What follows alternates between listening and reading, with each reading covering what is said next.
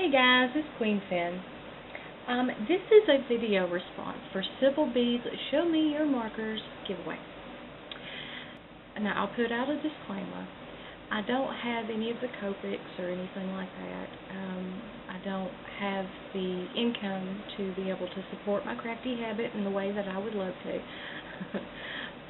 So what I end up doing is going to the dollar stores, going to the big box stores like Hobby Lobby and Joann's, and hitting the clearance aisles. Unfortunately, I haven't found any Copics on sale, but whatever. Now, I will say I love coloring. It's one of my favorite things to do. It's relaxing. I'll put on some music, and I will just stamp out an image, and I'll just go to town. I love doing it. It's fun. So what I'm going to do is show you my cheap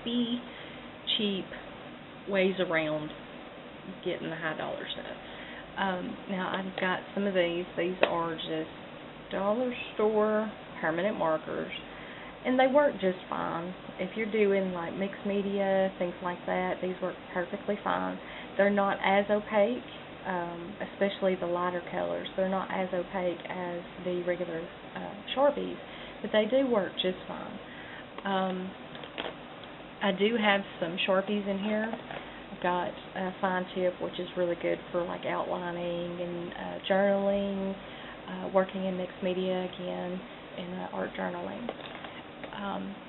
Now, these are like at the bottom of the list as far as cheapy, but I have found some interesting uses for these. These are washable kids markers. They are, see the tip, just really cheap. I got these at the dollar store, I believe. These I use for stamping. I have found that through some trial and error, you can use these on rubber stamps, and they do work fairly decently. If you add a little bit of water, it almost gives you kind of a look like the distressed inks do.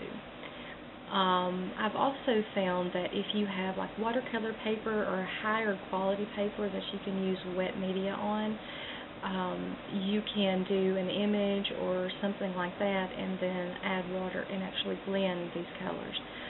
It does work.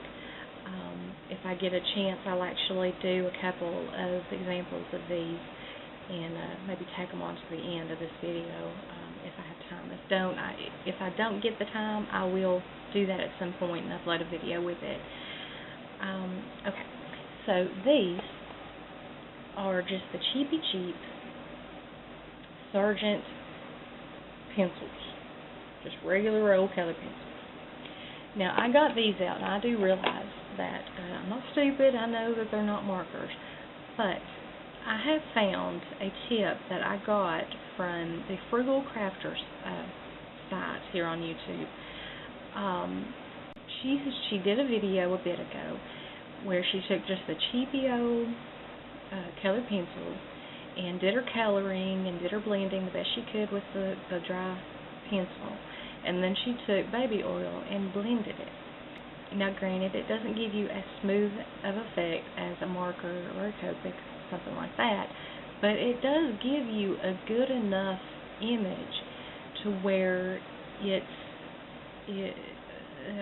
acceptable, I guess is the only way that I can put it. And I've actually used it on quite a few projects that I've done in the past, and it does work. Now, the only thing you have to make sure that you pay attention to is what paper you're using. Again, because you're using an oil, you'll need to use something that can hold up, like watercolor paper or mixed media paper, things like that. I have found that the best way to do it is to stamp an image and emboss it, and then do your coloring and your blending with the oil. That really does cut down on the amount of bleeding that it does outside your image. So there's a couple of tips for you. So yeah, I'll put a link for Sybils' video in the description below. Please go and check her out. This is an amazing giveaway. It's super generous, and I hope everyone participates. And I will talk to you guys later.